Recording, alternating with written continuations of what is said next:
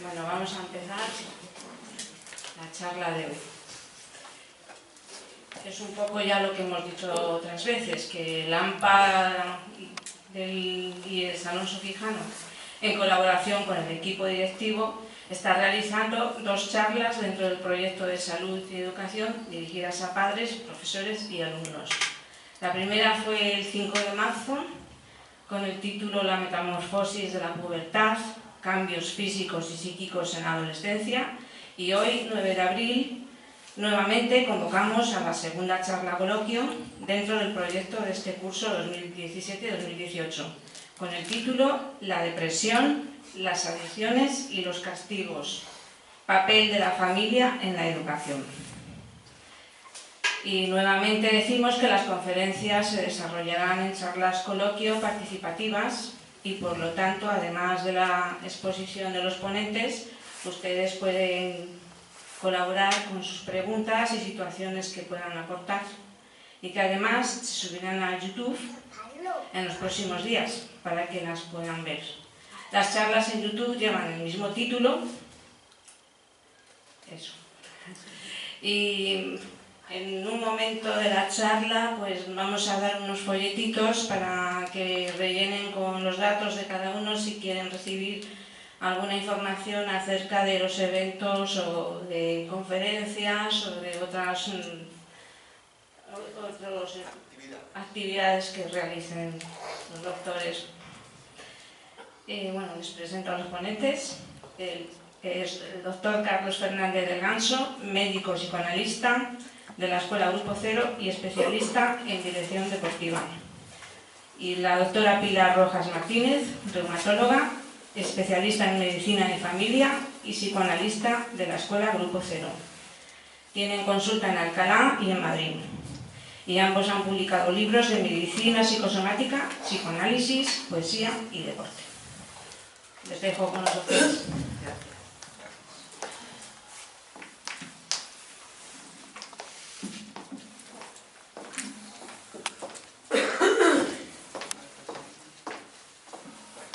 Buenas tardes. Agradecemos una vez más al Instituto Alonso Quijano que abra sus puertas a la difusión de la salud y de la educación para todos. Porque, como decimos, la salud es una cosa que hay que producir, no es algo innata, no es algo con lo que nacemos, más bien nacemos sin ver, sin retener esfínteres, sin poder hablar ni andar. Es algo a producir. Y la educación es siempre un proceso grupal. La educación no es una cosa que podamos dejar recaer únicamente sobre los docentes o sobre los padres. La educación es un proceso grupal en el que interviene el barrio, los médicos, los políticos, deberían hacerlo, ¿no? Los medios de difusión. Entonces, que el instituto abra sus puertas en colaboración con el AMPA para traer docentes a impartir algunas nociones y que podamos conversar, que sería lo más adecuado, es una cosa importante. Cuando hablamos de la depresión, decía un antiguo maestro nuestro que hablar de la depresión es hablar de uno mismo. Porque todos, en algún momento de la vida, hemos perdido algo. Hemos perdido a algún familiar, hemos perdido alguna juventud, hemos perdido algún ideal, que es lo que caracteriza a todo estado melancólico. En toda depresión ha habido una pérdida de algo, a veces reconocido, un familiar concreto, ¿no? A veces lo que se ha perdido no se sabe qué es, pero el sujeto se encuentra en estado melancólico.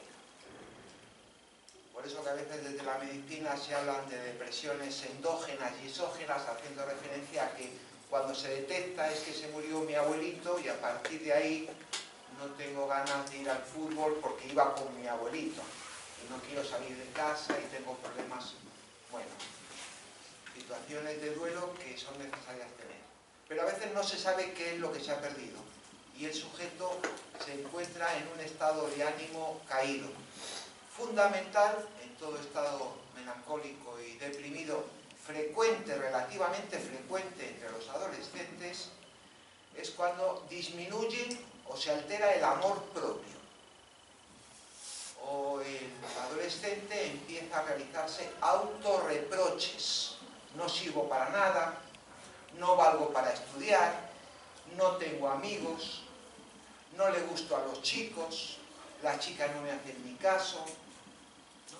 Mis padres no me entienden, aparecen trastornos en la alimentación o en el reposo a la hora de dormir, ¿no? O aparecen ciertas cosas, este chico cómo ha cambiado, ¿no? Situaciones de cambio que son necesarias y por las que un adolescente debe atravesar en su indumentaria, en su relación con los amigos, en sus gustos musicales, debe atravesar por diferentes lugares y hay que acompañarlo. Pero sí hay que estar muy atento, sobre todo a nivel de los adolescentes, después de la metamorfosis de la pubertad, es decir, entre los 10 y los 14 años, cuando veamos en nuestras casas, veamos en las aulas, un chico que siendo de rendimiento notable en las aulas, sin saber motivo por qué, empieza a bajar el rendimiento, no un mes, si pasa un mes no hay que hacer caso. Hay que estar atento, pero no hay que intervenir. Pero si se repite un segundo mes hay que tomar nota, ¿no? Y en un tercer mes consecutivo hay que pensar que hay algo que se ha hecho síntoma, ¿no? O bien cambios en la indumentaria, o bien cambios en la relación con los amigos, o trastornos en la alimentación, ¿no? O un carácter agrio, ¿no? O un carácter de autodestrucción en el sentido de autorreproches, falta de amor propio, ¿no? Son signos a los que deberíamos estar atentos. Los padres no son profesionales de la salud, los docentes no tienen que resolver el problema, sí tienen que saber, si esto ocurre en las casas o en los familiares, que hay algo dentro del estado de ánimo que el sujeto desconoce y que sufre, que padece.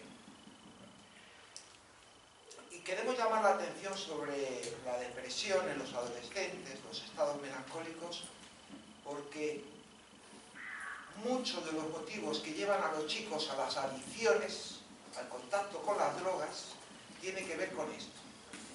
Utilizan algunas veces las drogas no por una cuestión de ocio o de diversión, sino de una manera anestésica, analgésica, para poder acallar, para poder tolerar un dolor enorme que existe a nivel psíquico.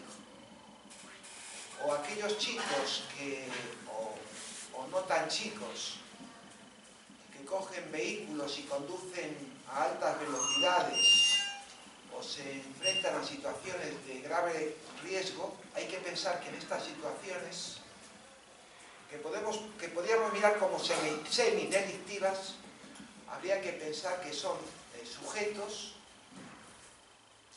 que están pidiendo un castigo, ser castigados. Porque el dolor psíquico es tan importante que muchos accidentes de tráfico dicen, pero ¿cómo pudo matarse en ese accidente de tráfico en una recta? Pero si era un excelente conductor. Bueno, o situaciones de suicidio que acontecen diariamente en nuestro país con mayor frecuencia de la que ustedes se puedan imaginar, tienen durante meses o años un estado de depresión, un estado melancólico que acompaña a esos sujetos y no ha sido atendido correctamente. Entonces, algo como la depresión tan frecuente en todos los países, no solamente en España, algo tan frecuente como la depresión, que puede llevar a situaciones de riesgo vitales, sin embargo, deben de saber, es un tratamiento muy agradecido cuando se escucha lo inconsciente de la depresión. Entonces, algo que podría ser vital, ¿no? Puede poner en riesgo la vida del adolescente o la vida del adulto, ¿no? Sin embargo, cuando nosotros recibimos en consulta a los pacientes, observamos que de la primera a la segunda consulta, ya hay mejoría. ¿Por qué? porque los especialistas somos capaces de escuchar lo inconsciente que late, que habla en toda depresión. Cuando en las depresiones atendemos solamente la fachada, que es lo más frecuente, ¿no? Que nos mandan un antidepresivo, o nos dan un buen consejo, o nos quieren mucho, como la depresión no se cura con amor, la depresión no se cura con buenos consejos, la depresión no se cura con antidepresivos. Esos son bastones. Al igual que cuando me produzco un esguince de tobillo y me dicen no apoyes el pie y utiliza un bastón, el bastón no cura, es una ayuda importante, pero no es lo que cura. Lo que resuelve esas situaciones tan terribles es poder escuchar lo inconsciente que late en el sujeto. Para eso hay que ser un especialista, hay que tener una cualificación importante. Que no es fácil escuchar lo inconsciente que late en la depresión. Cuando eso se hace, es muy llamativo y muy agradecido el tratamiento. De la primera a la segunda consulta, por ejemplo, recibir a una señora que viene despeinada, sin maquillar, oliendo mal porque no se asean, están muy abandonados, y que en la siguiente consulta vengan de peluquería, o se hayan maquillado, o se hayan duchado, o se les gaste una broma en la consulta y sonrían en una sola entrevista, esto es llamativo. ¿Por qué? Hemos escuchado lo inconsciente que está presente en toda depresión. Entonces, con los chavales, importante, en la enseñanza. Cuando un chico... todos los chavales tienen sus peculiaridades, sus singularidades. Hay que dejarles que vistan como quieran vestir, que se corten el pelo como se quieran cortar el pelo, que utilicen el lenguaje que quieran utilizar, que estudien lo que quieran estudiar. Hay que dejarles, ¿no? Hay que acompañar el crecimiento de los adolescentes, hay que acompañarles. Poniendo límites cuando hay algo que pone en riesgo su vida. Como con los niños. A los niños cuando se empujan no deberíamos actuar, deberíamos dejar que se empujen, que se tiren de ventanas. Si se acercan a la ventana, sí intervengo. Si van a coger un objeto punzante, sí intervengo. Pero si se están empujando, no debemos intervenir. ¿Por qué? Porque están reconociendo su cuerpo. La única manera que tiene un niño de conocer su cuerpo es a través del cuerpo del otro. Por eso le meto el dedo en el ojo y cuando el otro se queja, dice, esto debe de producir dolor. Y empieza a cuidar sus ojos. O cuando el amiguito me pega, voy corriendo a mamá, ¿no? Yo pego al amigo. Yo le pego al amigo. Y voy corriendo a mamá y le digo que me ha pegado el amigo. O cuando empiezan a mentir los niños, hay que dejarles mentir. Es necesario que el niño mienta. Proceso simbólico de crecimiento. Los niños que no saben mentir tienen problemas. Entonces, igual que hay que acompañar el crecimiento de los niños, con los adolescentes, no hay que meterse en sus habitaciones a vigilar los cajones. Pueden hacerlo, ¿eh? Todos hemos mirado los cajones porque hemos sospechado que alguna cosa, que este chico, y yo me tengo que enterar. Bueno, es mejor preguntar, en todo caso. Y cuando la puerta la tienen cerrada, es mejor tocar la puerta antes de entrar. Y si al joven hay algo que me llama la atención y no localizo, y empieza a haber trastornos, insisto, en los estudios, en la alimentación, en la vestimenta, en el trato con los amigos, ya no salgo de casa, y sobre todo, empiezo a hablar mal de mí mismo. Si un adolescente empieza a hablar mal de sí mismo, por favor, esto es signo de que puede haber un estado melancólico larvado, que con atención psicoanalítica rápidamente se resuelve. Si ese estado larvado no lo atiendo, puede llevar a situaciones dramáticas. Por ejemplo, ya me dejo a la doctora. Por ejemplo, cuando hablamos de depresión posparto, posparto, después de dar a luz, no sé qué me pasa, que no quiero ni ver al niño, me veo mal, la casa, depresión, no. La depresión es anterior al embarazo.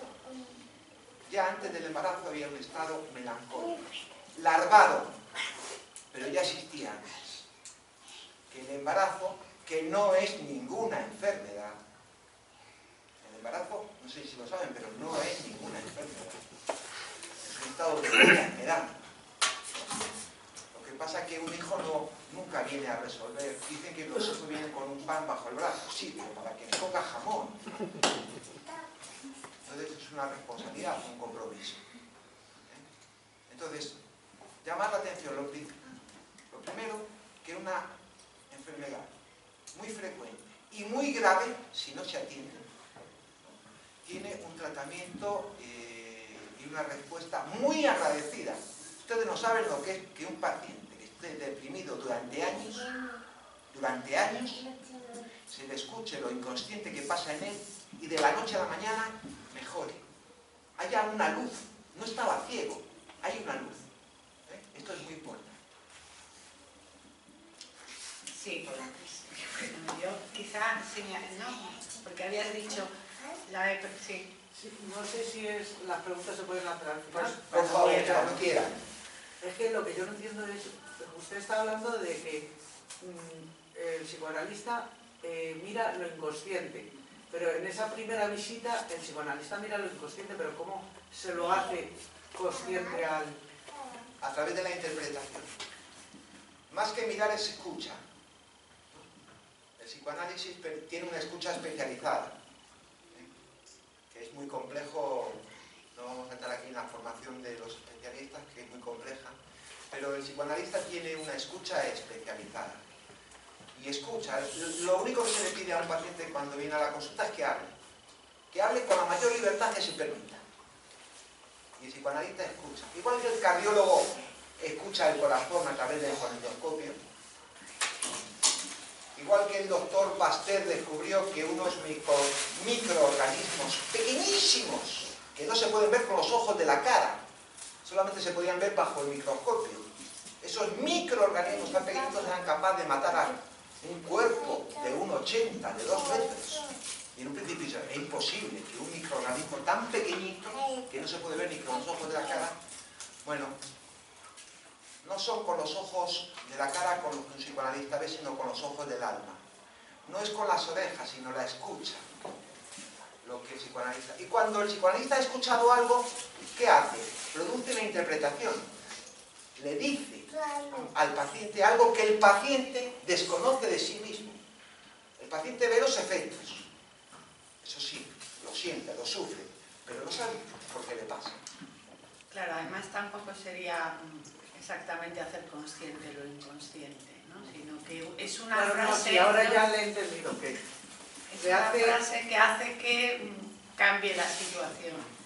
Y luego también porque, claro, el problema del deprimido es que el deprimido no puede hacer nada, ¿no? No tiene energía para nada, ni para sonreír, ni para salir a la calle, nada le interesa, porque tiene, podríamos decir, toda su energía en sí mismo. Entonces, ya solamente con establecer una nueva relación con el psicoanalista, moviliza toda esa energía y eso también colabora, ¿no? Digo que son varias cuestiones, ¿no? Pero sí que es cierto que la respuesta es, digamos que una de las patologías más agradecida en el sentido de que es muy rápida la mejoría. Luego hay que seguir trabajando porque evidentemente no se soluciona en una consulta la cuestión, ¿no? Pero sí que es muy agradecida y los síntomas desaparecen con bastante rapidez, ¿no? No, pero yo quería señalar esta cuestión de la pérdida, ¿no? Porque había dicho Carlos que la depresión se produce ante una pérdida, ¿no? Lo que pasa es que también frente a una pérdida hay una reacción normal, que es el duelo, ¿no? Se nos muere una persona querida y, ¿no?, se pone triste, ¿no? Tiene que hacer además un proceso de duelo que es necesario, porque si no hace un proceso de duelo, entonces sí que va a hacer una depresión también, ¿no? Pero, ¿cuál es la diferencia? Quizá es que en el duelo uno sabe lo que ha perdido. Ha perdido ese ser que quiere o esa situación que anhelaba o mantenía y que le gustaban. Entonces, sabe lo que ha perdido y no le interesa el mundo exterior porque no está eso que quería. Pero enseguida empieza a darse cuenta de que más allá de eso que ha perdido hay otra serie de cosas. El problema del melancólico es que, aunque la depresión depresión se produzca frente a una pérdida, en relación a una pérdida de un ser querido, en realidad no sabe qué ha perdido con eso. Porque es más que la pérdida del ser querido en el caso de la melancolía. Hay algo más que ha perdido. Y en muchas ocasiones, además, también... ay, no sé lo que iba a decir. Bueno, da igual. Ya se me ocurrirá. Seguimos con otra cuestión que quería también señalar. Es que lo más importante, ¿no? Yo creo que en relación a los síntomas de la depresión, que puede haber muchos, el insomnio, la apatía, la dejadez, no le interesa nada del mundo, es eso que señalábamos de los autorreproches, ¿no? Porque uno se puede reprochar, ¿no? Todos lo reprochamos en un momento determinado, pero no lo hacemos público, no vamos por la calle diciendo es que no sirvo para nada. Es que una frase muy típica, por ejemplo, de una persona deprimida es que soy una carga para mi familia. ¿Vale? Ese tipo de frases no las vamos diciendo, las decimos puntualmente, pero no las vamos repitiendo continuamente. Entonces, eso es muy típico de la depresión y hay que tenerlo presente. Porque claro, también un adolescente puede estar en un momento determinado triste, puede pasar, porque fíjate, la depresión es un momento de cambio. Y todo cambio supone una pérdida y una ganancia, ¿no? Siempre pierdo lo anterior y gano algo diferente. Entonces, pueden pasar por momentos de tristeza. Entonces, bueno, pero primero que son transitorios y luego que nunca se van a acompañar de esta serie de frases. Entonces, también hay que, digamos, no apresurarse en poner una etiqueta enseguida, ¿no? Sino que cuando la situación se mantiene más de lo razonable, y más de lo razonable, pues puede ser, si va más además, un mes, ¿no? A lo mejor no mucho más, ¿no? Entonces hay que empezar a pensar esa posibilidad. Y luego cuando tienen muchas conductas de riesgo, ¿no? Porque también es cierto que los adolescentes, les corresponde hasta cierta medida intentar saltar todos los límites, ¿no? Pero una cosa es, digamos, enfrentarse a la autoridad, porque tienen que dejar de depender de los padres para ser autónomos, entonces siempre va a ser un enfrentamiento. Pero otra cosa es las conductas de riesgo. Las conductas de riesgo, como decíamos, conducir temerariamente, conducir bebido, beber incontrolable, de manera, ¿no?, que llegues a un coma etílico, que es algo que se ve tampoco tan infrecuentemente. Eso, un coma etílico le pueden matar, no es que sea, bueno, es que se queda inconsciente, no, es que le pueden matar. Entonces, son conductas de riesgo. Entonces, una conducta de riesgo, uno tiene que pensar que es un suicidio encubierto, como posibilidad. Es una cosa grave, ¿no? Porque el problema de la depresión, más allá de que evidentemente para el que lo sufre es un dolor insoportable y una merma en su calidad de vida, el mayor riesgo de la depresión es el suicidio. Es el suicidio. Todo suicidio es una depresión. Si no logra suicidarse ya tendríamos que... Esos intentos fallidos, pues en realidad probablemente no es una depresión, es una histeria, ¿no? Pero todo suicidio es una depresión. Fíjate que el suicidio es la primera causa de muerte de las personas jóvenes. Y no solamente eso, sino que mata, ¿no? El suicidio en todo el mundo mata más que todas las guerras, ¿no? Es decir, que no es una cosa baladí. Entonces, cuando hay una situación de riesgo, conductas de riesgo, uno tiene que estar atento, porque lo que puede haber de base, evidentemente, es una depresión, ¿sí? Entonces, tener un poquito de cuidado con esos temas, ¿no? Consultar, ¿no? Tampoco pasa nada. Digo que si uno se equivoca, pues no resulta que es así, pues no hay ningún problema, ¿no? Pero yo creo que eso sí que es importante. Sí, la persona deprimida lo ve todo gris. No hay nada del mundo exterior que le sirva. ¿Y por qué no vas a la discoteca? ¿Y por qué no llamas a tu amigo? ¿Y por qué te compro unas zapatillas? ¿No? Vamos el domingo a... No sirve, porque todo está gris. El mundo está gris. Y yo no sirvo para nada.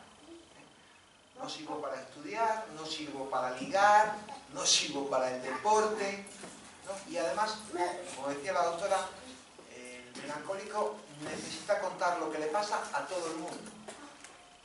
No que le cuento a mi madre y los demás no saben nada. Necesito contarlo a todo el mundo. Me autodenuncio. Mi autodenuncio es, estoy esperando que alguien entienda lo que me pasa. Por eso que se lo cuento a todo el mundo. No es que sea un cotilla. Estoy esperando que alguien me entienda. Claro, porque además también esta conducta de denunciarse, ¿no? Que aparece cuando uno entra en depresión, el melancólico lo extiende, ¿no? No es que ahora no sirvo, sino nunca he servido. Aunque haya sido, por ejemplo, un adolescente brillante en sus estudios, hasta un momento determinado, pues llega el momento este y dice, es que yo no sirvo para estudiar, nunca he servido para estudiar, ¿no? Uno se sorprende, ¿cómo que no has servido nunca? Si sacabas unas notas maravillosas hasta hace 3 meses, ¿no? Pero es la característica, ¿no? Lo extiende a toda su vida. Y eso también no hay que darse cuenta, ¿no? Que no es puntualmente, ¿no? Decías tú, porque todos los adolescentes tienen amigos, ¿no? Que hablan, whatsappean, están todo el día con ellos. Cuando un adolescente empieza a separarse de esos amigos, no sale de casa, no tiene interés, no le gusta nada, pues uno también tendría que estar atento, porque además no sirve de nada. A veces uno piensa, bueno, pero si le pones buena voluntad, venga, ánimo, si tú vas a poder. Es que no pueden, no es que no tengan interés o no quieran, es que no se pueden ni siquiera esforzar, ¿no? Les pedimos un esfuerzo, pero es que no pueden hacerlo. No pueden hacerlo porque no tienen energía para hacer nada. Se pierde lo colectivo y se empieza a individualizar el individuo. Sí. Es que no le interesa el mundo, porque el mundo no es que el mundo sea gris, sus ojos son los que tienen la mirada gris, entonces no le interesa nada del mundo. No hay nada en el mundo, en el exterior, que le llame la atención, porque toda su energía está en ello, ¿no? En ese dolor que tiene, que es insoportable además. Es una de las digamos, patologías que más sufrimiento acarrean para quien la padece, ¿no? Pues un dolor insoportable. Y se agrava cuando él entiende que nadie le entiende. No, se perpetúa. La medicina dice se cronifica, son enfermedades crónicas. Enfermedades crónicas en realidad son enfermedades mantenidas durante tiempo. Pero evidentemente si los amigos te llaman para ir a jugar un partido de tenis, te llaman para ir a la discoteca, te llaman, y tú dices no, los amigos te dejan de llamar. Los familiares dejan de insistir. Y, bueno, queda el sujeto ensimismado, viviendo en una cueva, en la que su cuerpo es la cárcel. Cerrado en su habitación, pero también es cierto que hay muchos adolescentes que se encierran en su habitación y están con el ordenador, con jueguecitos, con internet, pero esos ya no... Bueno, esos están conectados con exactamente, el mundo. Están conectados con el mundo. Están deprimidos, esos podrán tener otra cuestión, pero no es una depresión, porque el deprimido ni siquiera puede, ¿no?, conectarse o jugar en el ordenador o conectarse a internet para ver un vídeo, no le interesa nada. Y después está este conflicto, esta lucha vengativa, este rencor, este desconocimiento que el deprimido tiene a nivel psíquico, lo puede manifestar a nivel de sus pensamientos, a nivel de sus acciones, pero también lo puede canalizar a través del cuerpo. Y esto es también peligroso, porque nosotros sabemos que el mayor porcentaje de lesiones, de enfermedades en los adultos que no corresponden a la edad del adulto tienen una base de depresión. Desde hace ya muchos años se ve que ciertas enfermedades como puede ser el cáncer o como puede ser la hipertensión o como puede ser a ciertas afecciones psicosomáticas. La doctora se especializa en el tema y nos puede ahora hablar un poquito de este tema, ¿no? Hay en la base un estado de depresión. Esa energía o se canaliza vía psíquica, y si vía psíquica no encuentro la manera de canalizarla, la canalizo vía somática, a través del cuerpo, ¿no? Y donde debería haber un sistema inmunitario que me protegiera, y para eso, que es su misión, el sistema inmunitario me defienda, el sistema inmunitario deprimido, allí caído, deja que los gérmenes que nos rodean, que los problemas que nos rodean, que los vacilos que nos rodean, me invadan y se encuentran sin soldados de defensa en el cuerpo. El sistema inmunitario está alicaído, está deprimido, ¿no? Entonces muchas de las lesiones corporales que se repiten además, que no se resuelven, que van a más, tienen un estado deprimido en la base, que si no se atiende, ojo, porque hay pacientes que hacen un cáncer, 2, 3, 4, ¿no? ¿Por qué? Porque no se ha atendido la lesión de base. Claro. Porque además a veces, ¿no?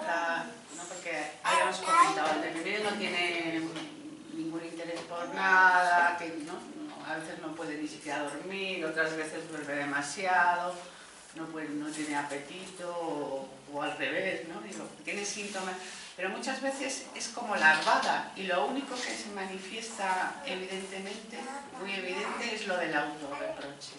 Entonces a veces también uno ni siquiera se da cuenta de que está deprimido, ¿no?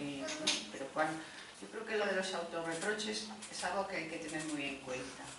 Y en esto que decía el doctor con respecto a la depresión, es algo que ya desde, creo que fue en el 2004, ¿no?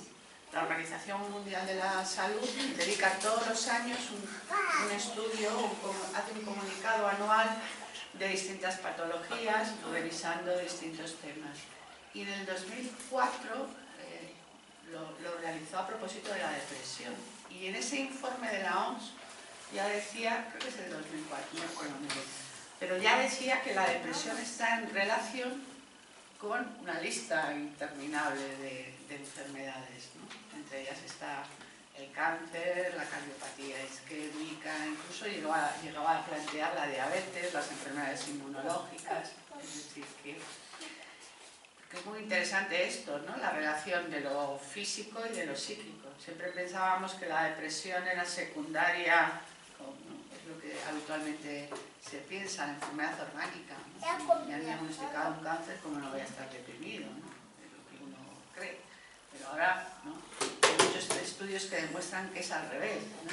Que la depresión es previa, por ejemplo, al desarrollo del cáncer, ¿no? Y eso también es importante porque hablábamos del suicidio, una enfermedad potencialmente grave como las que hemos dicho, ¿no? Mencionado entre otras muchas, ¿no? Como puede ser el cáncer, la cardiopatía isquémica, que pueden producir la muerte, pues sería una forma de suicidarse también, igual que decíamos el accidente. Digo que las formas de suicidio son a veces muy importantes o muy numerosas, no es simplemente tirarse por la ventana, que también tiene el riesgo el deprimido evidentemente de tirarse por la ventana, ¿no? Pero también hay otras maneras de suicidarse. Por ejemplo, en la época española, en la que España está el boom del SIDA, ¿no? Cuando después de muchas investigaciones se llega a descubrir un tratamiento correcto para que ese paciente, no podemos curarle del SIDA, pero puede vivir con un tratamiento farmacológico. Como de momento no podemos curar la diabetes, pero un paciente diabético puede vivir y morir de otra cosa durante un montón de años. Muchos pacientes enfermos de SIDA que estaban deprimidos antes del SIDA, ¿no? Cuando se les diagnostica y se les pone el tratamiento, ¿qué es lo que hacían? No lo cumplían, no se tomaban los fármacos. A pesar del consejo médico, mira, este es un tratamiento que no puedes dejar de tomar bajo ningún concepto. Entonces, son suicidios larvados, ¿no? Porque hay pacientes que no toleran, no pueden con un dolor anímico, que a pesar de que tiene tratamiento, no siempre se escucha correctamente y no siempre se atiende como se debe atender. Y tiene lesiones a nivel del cuerpo y tiene lesiones. Bueno, y estados sin llegar a depresiones graves, estados de ánimo en el que abandonamos las tareas. Porque decimos, hablar de depresión es hablar de cualquiera de nosotros. Todos en algún momento hemos tenido abandonar estudios. No implicarnos en proyectos culturales o proyectos sociales. Porque cumplo 40 años pensar que ya de los 40 para arriba no me moje la barriga. O creer que con 50 años uno ya es un viejo. O etcétera, etcétera, ¿no? Que son frases que el lenguaje nos trae desde hace siglos, que es una tradición familiar que hemos heredado, ¿no? Es un error. Es un error. Al igual que los niños tienen inteligencia, una exquisita inteligencia, y si no fuera así, no habría niños que con 7 años tocan el piano, o niños que con 10 años te pueden dibujar a Picasso, ¿no? Igual que los niños son muy inteligentes y se enteran de lo que decimos, no que no se enteran de todo lo que decimos, aunque le falten todavía la articulación de ciertos conceptos que no aparecen hasta después de la pubertad. Pero igual que los niños son inteligentes, los ancianos son sabios. No que los ancianos, como los solemos tratar muchas veces, son muebles viejos que estorban. ¿No? Entonces, si los niños son inteligentes y los ancianos son sabios, el resto que estamos en una edad, vamos a decir, adulta, somos capaces de emprender cualquier proyecto cultural, social, cualquier proyecto de amor, cualquier proyecto familiar, ¿no? Si nos amarramos a aquellas cadenas que verdaderamente nos permiten el crecimiento. Por ejemplo, en España el 40% de los españoles, 40% de los españoles reconocen que no leen por motivos de ocio. ¿Por motivos? De ocio, por diversión, por enriquecimiento, por gusto. No. Leen pues porque en el trabajo tengo que leer un dossier. Leen porque me manda no sé qué. Pero 40% no se compran un libro a lo largo de todo un año.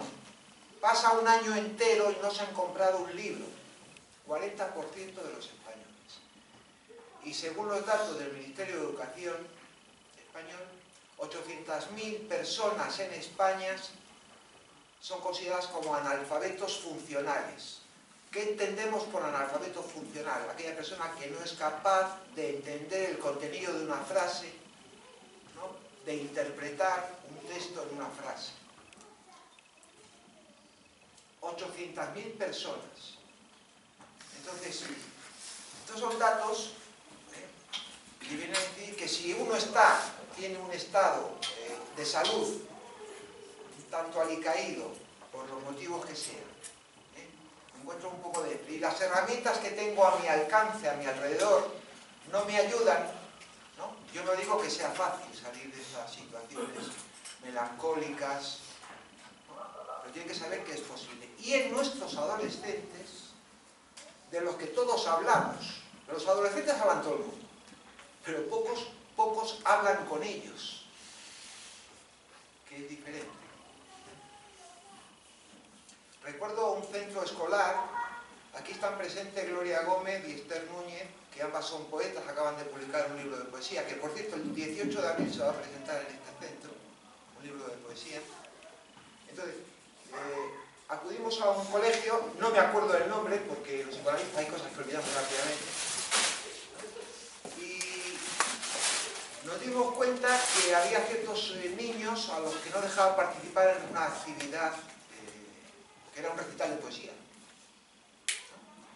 Cuando nosotros hablamos con los docentes y dijimos que bueno, que pasara, que levantaran el castigo, porque en el tema de hoy también estaban los castigos. Que levantaran el castigo, que había venido un payaso que era poeta. Los niños corriendo entraron hasta la primera fila a ver al payaso poeta. Nosotros lo que hicimos fue escucharles, leer poesía, dejar que el que supiera cantar subiera al escenario a cantar. Bueno, terminaron aplaudiéndonos después de 1 hora y cuarto. 1 hora y cuarto los chavales sentados, aplaudiendo. Cuando hablando con ellos le decíamos, ¿saben lo que les gusta a las chicas de los chicos? ¿Saben lo que les gusta a los chicos de las chicas? Inmediatamente levantaban la mano preguntando qué eran. Es decir, cuando se los consideraba como personas inteligentes, cuando uno hablaba con ellos, ellos responden. Si lo que hago es imponer normas de crecimiento, si lo que hago es imponer mi criterio, creyendo que mi criterio es el único criterio, y los chavales se dan la vuelta. Y anda, mira, otro como mi padre, otra como mi madre. No. A los chavales, a los adolescentes hay que acompañarlos, hay que escucharlos. De los adolescentes se aprende mucho, pero mucho, como se aprende de los hijos. Los que tengan hijos saben que uno aprende de los hijos cosas que, mira lo que ha dicho. Algunas veces vamos a mirar al diccionario ciertas palabras que el niño trae a casa y que uno no sabe lo que significan. Claro, es que hay que considerarlos inteligentes, ¿no? Porque si uno los considera inteligentes, les puede escuchar, porque muchas veces no se les escucha, ¿no? Si ellos hablan y yo digo sí, sí, sí, pero ni sé lo que ha dicho, ni lo que quiere decir, ni los desconozco cuáles son los temas que le puedan interesar, ¿no? Digo, porque claro, también para relacionarse con un adolescente uno tiene que estar o saber en qué mundo se mueve, ¿no? Cuáles son sus intereses. Pero para eso tengo que considerar que primero que me puede enseñar algo, ¿no? Eso también es importante. Que solemos escuchar desde lo que nosotros nos consideramos, ¿no? Porque si sobre la idea, claro. Es posible que, claro, diga, si yo no lo sé, ¿cómo va a saberlo él, no? Sí. Claro, que eso es... Efectivamente.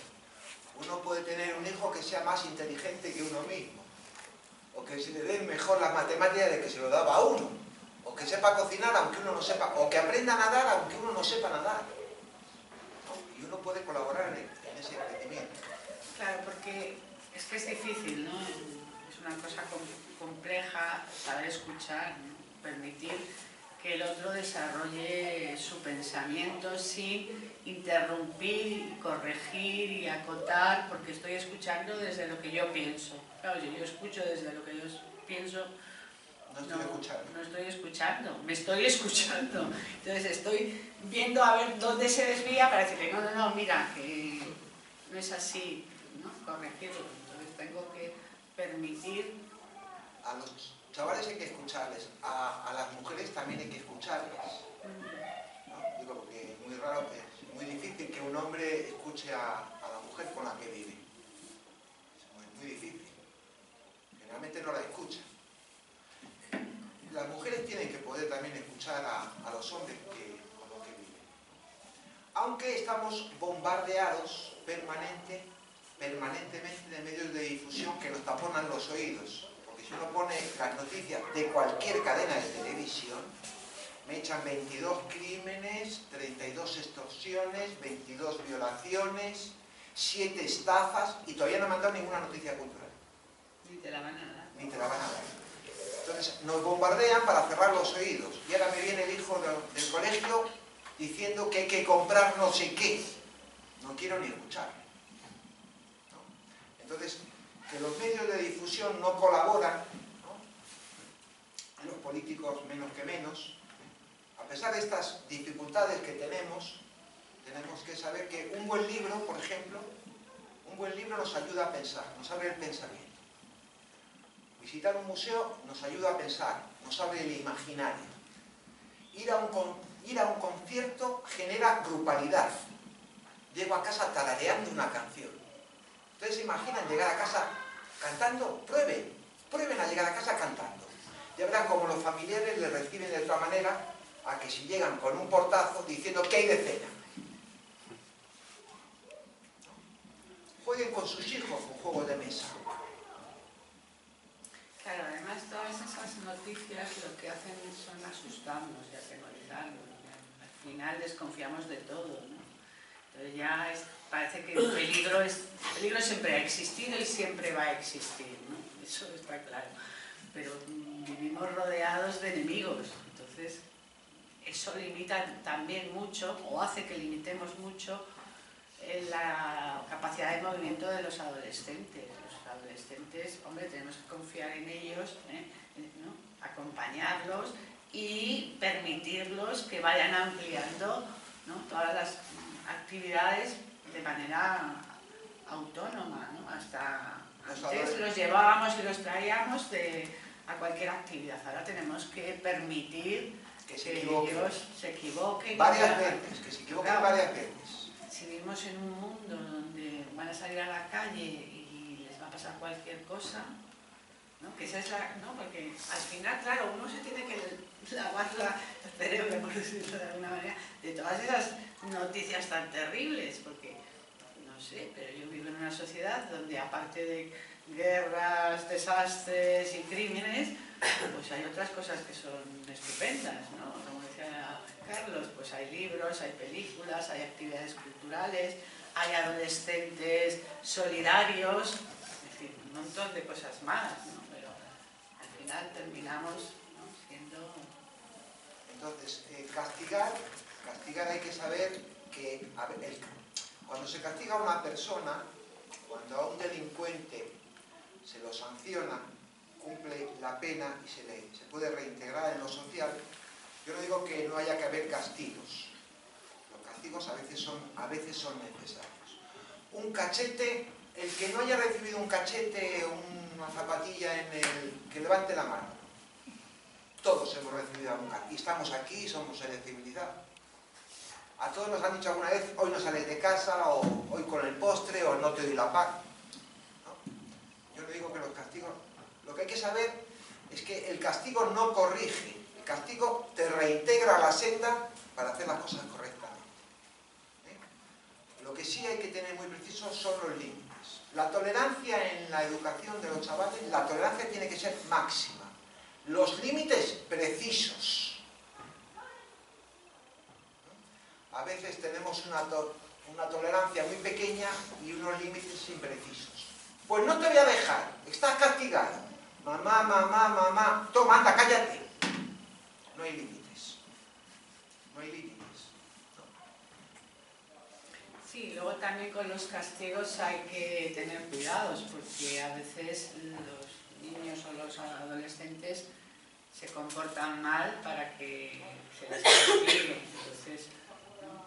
Es decir, cuando hacen una trastada tan evidente y la cuentan, pues uno tiene que pensar que a lo mejor lo que están buscando es que les castigue, que se sienten culposos. Entonces ahí, en esos casos, uno tiene que, no digo que no se le castigue, pero tiene que estar alerta y decirle, bueno, pues ¿qué quieres? ¿Que te esté castigando continuamente?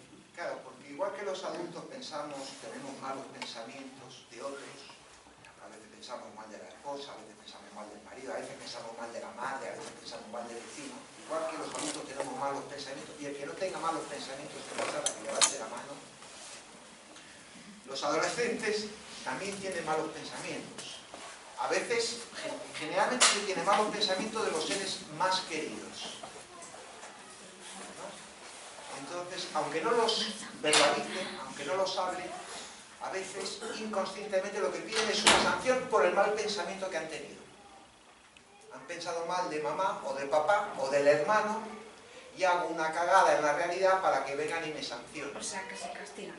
Efectivamente. Piden, como decía la doctora, castigo. piden el castigo por el mal pensamiento. Mal pensamiento, no por la mala acción, por el mal pensamiento. Siempre inconsciente. Siempre inconsciente. Ellos han pensado algo malo de... Seguro que todos ustedes han oído hablar del ladrón que roba y se deja el DNI. ¿No te has robado? Eso ha salido... Yo lo he visto en alguna noticia. ¿No? Uno tiene que pensar que lo que buscaba ha cometido un delito buscando un castigo. Lo que tiene es una culpa que no le deja... Culpa inconsciente, evidentemente. Él no se siente culposo.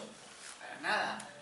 No Bueno, quiere si robar. uno se siente con culpa ya es otra historia, ¿no? Ya es otra historia. Pero no, uno hace cosas de estas, ¿no? En todas las comisarías españolas, cuando hay un delito y hay una repercusión social, en todas las comisarías españolas hay no menos de 50 o 60 personas que se personan en comisaría diciendo yo soy el autor del delito. Sobre todo los que matan y luego... Entonces, hay mucha gente que el sentimiento de culpa, que es inconsciente, que está presente en todas las adicciones, que está presente en toda la depresión, que está presente en todos los castigos, que uno dice, pero macho, te van a echar, que te van a echar, pero que te la estás jugando, pero parece que tú lo que quieres es que te echen. Sí, efectivamente. No exactamente quiero que me echen, quiero que me sancionen. Claro, porque además cuando a un adolescente se le sanciona, ¿no? Pues habitualmente lo que hace es protestar, aunque cumple el castigo. Porque siempre me estás castigando. No, eso es lo habitual, ¿no?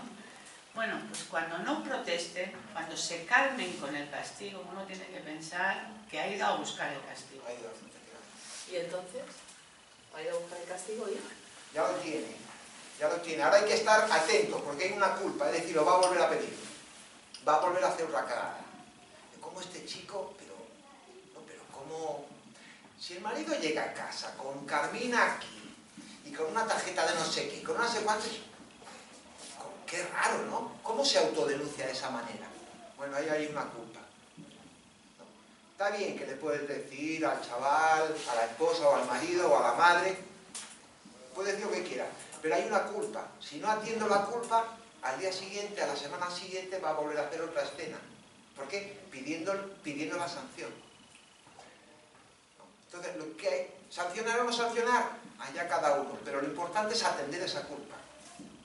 Porque si no la atiendo, si la dejo sin interpretación, si no escucho lo inconsciente que hay, se vuelve a expresar. En el cuerpo como enfermedad o en la mente como trastorno psíquico. Y esto en las adicciones de todos los jóvenes, en las depresiones, en la petición de castigos. Los docentes saben, hay chavales que dicen, pero mira que le estoy diciendo, mira que le estoy... Hasta que no le eche de clase, hasta que no haga un parte, no va a parar. Efectivamente, hasta que no haga un parte, no va a parar. Y es así. Entonces, pero en ese chico hay un problema que hay que atender.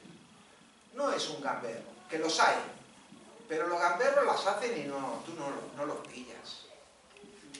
Al gamberro no le pillas. No, hay un problemilla en ese chaval y generalmente en la familia. Porque antes de la pubertad, si un chaval tiene algún tipo de problemas en las guarderías, en los colegios, en las instituciones deportivas, antes de los 8 o 9 años hay que recibir a los padres, hay que escuchar a los padres. Algo pasa en la familia, de lo cual el chico es el emergente delictivo, el que cuenta, el que manifiesta algo que él no puede controlar. Después de la pubertad hay que atender al chaval. Si los padres piden la colaboración hay que atender. Y desgraciadamente después de los 18 años de edad, según la Constitución española, un adolescente es mayor de edad. Mayor de edad para la ley. Nosotros para la poesía decimos que hasta los 25 años uno es un niño. Hasta los 25 años uno es un niño. ¿Por qué? Porque todos los presentes en la sala leemos de alguna manera, ¿no? Aunque haya un 40% que no lee. Pero ¿cuántos en la sala escriben? Diariamente. ¿Diariamente? Sí, diariamente. Porque hablamos diariamente, ¿no? Leer, deberíamos leer diariamente. Y escribir también, si son los 3 verbos que deberíamos conjugar todos. Si un niño con 7 años, con 9 años, no habla, lo hemos llevado al médico ya varias veces. Pero si un niño con 9 años, con 10 años, no lee, o no escribe, o no canta, o no pinta, porque no hacemos ni caso. No, también eso me parece interesante porque a veces pensamos que uno nace con la habilidad de saber cantar, de saber escribir, ¿no? Algo que le nace. En realidad no, es un trabajo. Uno se pone, el primer día le va a salir 4 gallitos, seguro, va a desentonar todo lo habido y por haber, pero si persiste, va a terminar bien. entonando. Si uno se pone a escribir, pues el primer día le saldrá una tontería, pero si ha leído, el segundo día, el tercer día que se ponga, el cuarto día que se ponga, es capaz de escribir, ¿no? Y eso con cualquier actividad. Pone a pintar, el primer día hace un garabato, pero si insiste, ¿no? Si repite, si estudia, le estudia en el sentido de oír a otros cantar, leer otros libros, ver otros pintores, pues termina haciendo cosas. No ¿Y sirve el insistir con el niño, lee, pinta? ¿Cuál es la táctica así más? Yo creo que a los niños hay que dejarlos, ¿no?, que hagan lo que les guste hacer, ¿no? Porque cuando uno insiste mucho, a lo mejor lo llega a hacer, pero si no le gusta, no le va a servir de nada, no va a tener ningún interés. Y luego con eso de la lectura es que a veces queremos que lean determinadas cosas. Lo importante es que lean. Da igual que lean cómics, que lean, yo qué sé, el Quijote. ¿Por qué? Porque sí. Lo importante es coger el hábito de leer. Ahora leen cómics, mañana van a leer cualquier otra cosa. Si yo les digo, no, mira, lo que tienes que leer es esto, lo convierto en una obligación, pues a lo mejor lo leen, pero no van a coger el hábito de leer. Entonces, también es dejarles un poco a ver qué es lo que prueben además, ¿no? ¡Ay, quiero hacer esto! Pues que lo haga. Luego al año que viene o al 3 meses, pues no me gusta. Bueno, pues ya está, ¿no? Los niños les piden, Hay que investigar, ¿no? También. los niños les piden a los padres que les lean el mismo cuento y otra vez el mismo cuento y otra vez el mismo cuento hasta que capturan la estructura del lenguaje. Una vez que han capturado la estructura del lenguaje, si papá o mamá pone otra palabra y dice no va eso, ¿no? Y a partir de ahí ellos van a empezar su propia investigación sexual, porque la investigación de lectura es una investigación sexual, no es una investigación genital, que también realizan los chavales y los adolescentes, sino que es algo más amplio que la genitalidad, ¿no? Porque la sexualidad está muy mal vista en todos los lados, la sexualidad, cuando lo que tendría que estar en todo caso, de alguna manera, es la genitalidad, no la sexualidad. Adelante, adelante. ¿No? Entonces, la sexualidad de los adolescentes tiene que ser amplia, debe manejar todos los colores, debe pasar un adolescente por todas las indumentarias, por todos los gustos musicales.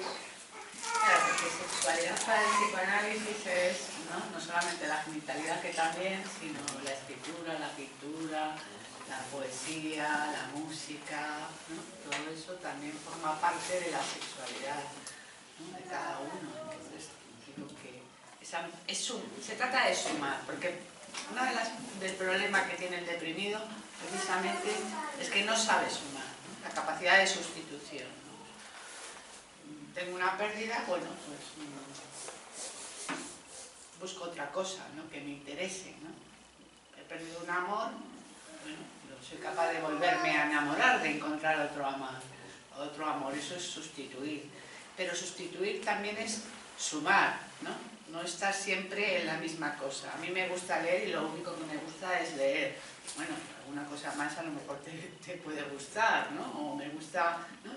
Y eso es también lo que se les tiene que permitir a los niños, ¿no? Porque a veces se decimos, no, es que es un caprichoso o es una caprichosa. Este año ha hecho no sé qué y al año que viene quiere no sé cuánto. Bueno, pero ella también está investigando, está aprendiendo o tiene, ¿no?, muy diversos gustos. Vamos a dejarle y a ver qué pasa, ¿no?, cuando sea más mayor, ¿no? Porque a lo mejor le puede gustar todo, no sabemos. ¿Y la depresión siempre tiene que estar ligada con la pérdida? O sea, sí. Siempre hay una pérdida, pero una pérdida no necesariamente una persona. Algo Por simbólico. ejemplo, sí, puede ser una ilusión, un ideal. Un objeto.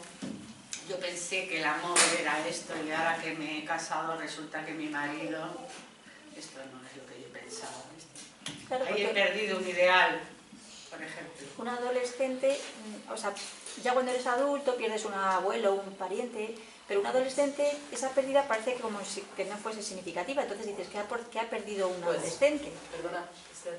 Yo creo que algo muy importante que lo estoy viendo yo en mi hijo, que es la niñez. Claro. Se dan cuenta que ya,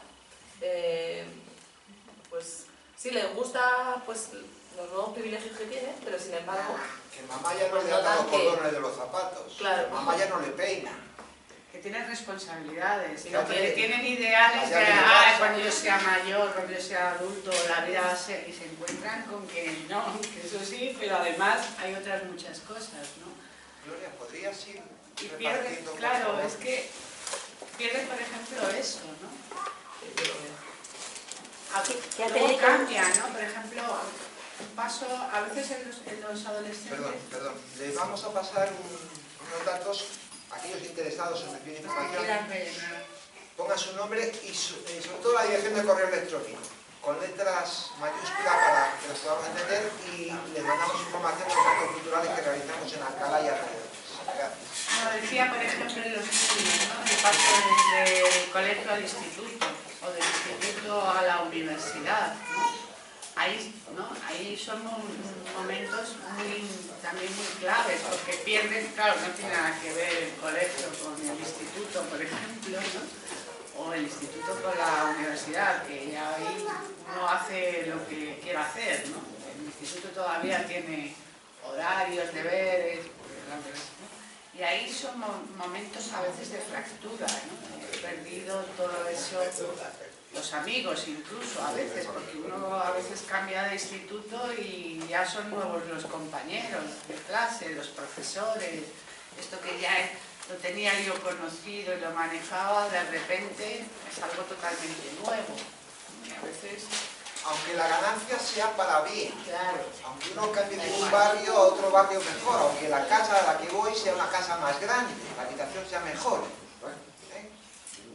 Estaba recordando ahora una persona muy deprimida, aparentemente a raíz de la muerte de la madre, pero en el tratamiento lo que se descubrió es que no era en sí la muerte de la madre lo que le había llevado a la depresión, sino un camafeo que la madre le había regalado y que ella había perdido en un tiempo simultáneo al fallecimiento de la madre. Entonces, a veces uno sabe lo que ha perdido, falleció mi madre, pero no sabe lo que con eso había perdido, que era un camafeo. Lo que representaba para esa persona el camafeo, no podemos hablar de ello. Porque era lo que representaba, no tanto el hecho en sí, ¿no? De la pérdida. Pero sí, ¿no? Digo que el crecimiento es una pérdida también, ¿no? Digo, cuando uno crece, algo pierde. Gana mucho, pero pierde. Y paradójicamente, uno se puede deprimir aunque haya ganado algo, ¿no? Eso también. Y esa pérdida del niño, de la niñez, ¿no? Que decía Silvia, también puede ser un comportamiento de los padres con los niños, la forma de haberles educado, porque claro, si echa mucho de menos que se le ate los zapatos o echa mucho de menos que se le... también un comportamiento de los padres, ¿no? ¿Ha podido ser una causa también?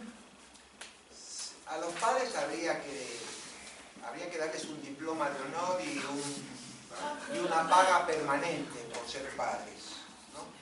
En un estado civilizado, por lo menos hasta que los hijos sean mayores de edad, porque es una tarea y una responsabilidad enorme sin apenas herramientas. Bueno, a los docentes también, ¿eh?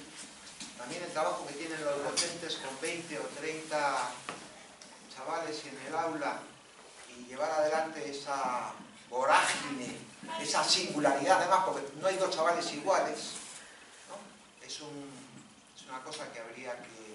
Si estuviésemos en un país civilizado, los docentes estarían privilegiados. Si estuviésemos en un país civilizado, pero no lo estamos. Sí, me parece que es Finlandia el país que tiene el mejor sistema educativo, ¿no? Creo que, no estoy segura si es Finlandia, pero en Finlandia la profesión más considerada es la de maestro, porque además tienen unos sueldos bastante importantes, ¿no? ¿Y cuál es el resultado? Pues que tienen la mejor educación, ¿no? El sistema educativo, ¿no? Deja de ser paradójico. Hombre, con respecto a lo que preguntabas, Esther, hombre, los padres juegan un importante papel, pero no es decisivo. ¿Por qué? Pues porque la misma actitud con dos hijos, cada uno responde de una manera diferente, ¿no? Uno te sale del Madrid y otro del Barcelona. ¿Cómo es posible? Se han comido en la misma casa. Sí, el padre de la Leti. Y el padre de la Leti, ¿no? El colmo ya. Pero es posible. No, los padres tienen responsabilidad y tienen compromisos y habría que darles herramientas para que puedan llevar adelante el acompañamiento en el crecimiento de los hijos. Porque los hijos no nos pertenecen. Los hijos no nos pertenecen. Tienen un nombre y un apellido diferente, un grupo sanguíneo generalmente diferente, opiniones y criterios distintos. Los hijos no nos pertenecen, tampoco nos pertenecen las mujeres a los hombres. Aunque en ciertas ideologías machistas cree que la maté porque era mía, ¿ves? Que es un signo de pertenencia. No, los hijos no nos pertenecen. Entonces, esa singularidad, que es ese hijo que está en mi casa, ¿no? Tengo que dejarle crecer, tengo que escucharle, tengo que aprenderle a que hay ciertas situaciones que son peligrosas, para lo cual tengo que poner límites. Los padres hacen como pueden. Yo creo que hacen como pueden, entonces tampoco, ¿no? Hay que pensar mal de ellos. Lo que sí se tienen que dar cuenta es cuando algo rechina, cuando algo no va bien, entonces a lo mejor tienen que acudir a una persona externa, un especialista para, ¿no?, manejar la situación. Pero han hecho como han podido o como han sabido, ¿no? Yo creo. Vamos ahora. Bueno, Nadie les ha enseñado. Claro. No aprenden a trompicón. En las escuelas igual, que haya 3 alumnos que suspendan una asignatura. Ahora, si hay 30 alumnos y suspenden 29 la asignatura, hay que revisar al docente. Claro, ¿no? Si tengo todos los hijos tienen problemas, hay que revisar a sus padres, algo pasa. Pero no es que los docentes son... Los docentes ponen herramientas en manos del alumnado, transmiten una serie de conocimientos. ¿Cómo reciben los alumnos esos conocimientos? La educación es grupal, pero el aprendizaje es singular. En cada caso, el alumno decide, al igual que un paciente decide con qué terapeuta se cura y con qué terapeuta no se va a curar, lo elige el paciente, los alumnos eligen carrera a veces en base a los docentes que tuvieron. Aquellos que fueron para ellos más deseantes, como lo que se desean son deseos, estudio matemáticas porque el profesor de matemáticas algo despertaba en mí. O hago dibujo porque el profesor de dibujo algo hacía en mí. Bueno, ¿alguna pregunta más? Una última pregunta por 10 euros. Bueno, ¿está bien? Bueno, pues muchas gracias. Les dejan a Esther y a Gloria los boletines que han rellenado y nos encontramos cuando ustedes deseen. Muchas gracias.